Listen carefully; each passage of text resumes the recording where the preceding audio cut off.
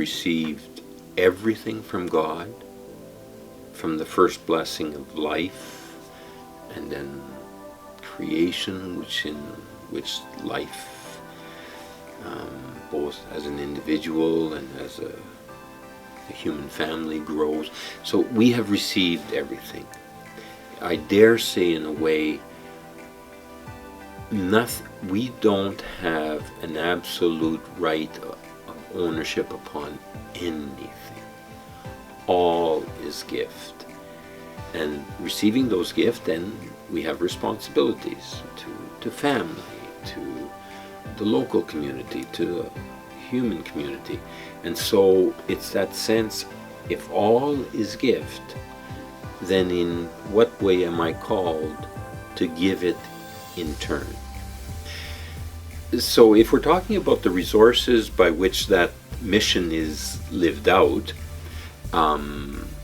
well, first and foremost, it's at the level of every parish's numerous volunteers that come forth and do so much of what is, sharing of faith, living out of justice, creating community, supporting one another, looking to the poor in our society. That's really done by volunteers, by people who give of their time, their talents, sometimes their treasure, to help. The parishes often also then, of course, have employees, and one employee is the pastor, but often a secretary, or and then at the diocese we have, well, including the bishop, but a whole team here to help the parishes. The financial resources of the diocese come principally from the people of God. So principally from what is called a diocesan tax, cathedraticum, but it's a diocesan tax. And it also comes from investments, okay, so return on investments and increase on value of investments, hopefully, most of the time, hopefully. It also comes from, and this is becoming more and more important, from bequests and from planned giving.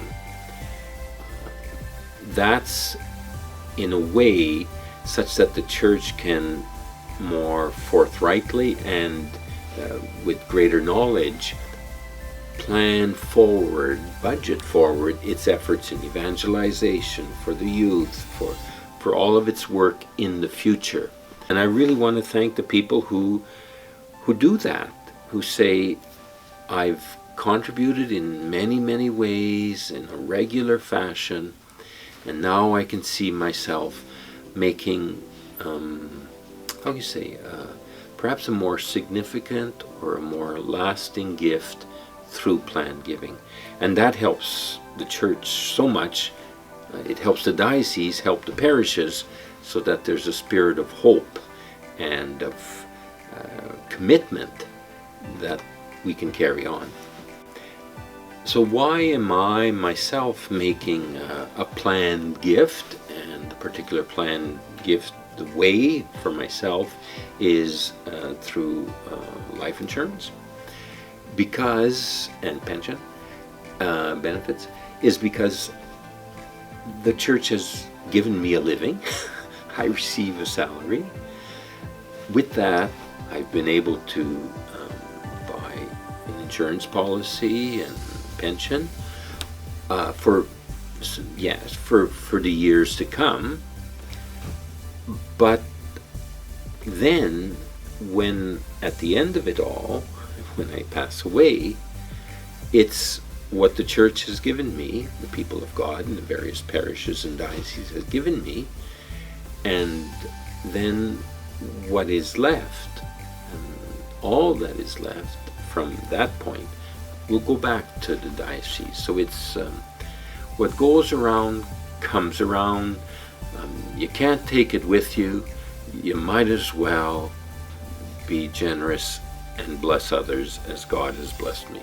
My final word in terms of inviting people to consider planned gifts is think of all the ways in which you have been blessed, aided, supported, the quality of your life and of your heart and of your soul, all that you've received from the church. Obviously that means parents and family, but parish especially, and diocese. And then to say, well, that's been important all along.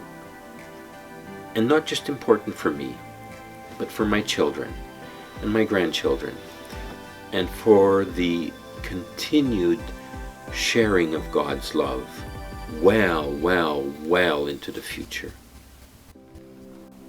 When I decided to offer a bequest to the church, or put it into my last will and testament, it was on reflection, something that I recognized that I had received a great deal from the church in itself, both as I grew up in southern Saskatchewan and throughout my teaching career in southern Manitoba and even in Russell, Manitoba. But when I decided to take an early retirement to study in theology, it was there that I was able to receive a great deal of support, both financial, but also spiritual. Because recognizing that I had to leave my home, leave all my supports from here and go to Newman Theological College in Edmonton, that required a great deal of energy and a great deal of reflection. And throughout all of that, I was able to receive all kinds of support from the Archdiocese, both financially and spiritually. And so, while I was able to work for the Archdiocese, and some would say, well, Julien, you already offered all kinds in 10 years. That was my joy. That was my opportunity to work at something that was fulfilling for me. I received a great deal in doing that, in working with people in the parishes, in working with my staff, or I shouldn't say my staff, working with my colleagues here at the Pastoral Center. I received all kinds of gifts in that regard. But it's in recognizing that even as I receive, I must also give. And in giving, once again, I'm going to receive. We have to recognize that it's not just in the act of giving that then it's done. No, in the act of giving, as we do every day, even as I do now, in the act of giving, I receive. It's the same thing with a testament or a bequest that I'm going to make to the Archdiocese or to whomever. I give the gift, but I've also received a gift in knowing that it's going to be of benefit to someone else. That's the big thing that we have to remember, and that's what we often forget.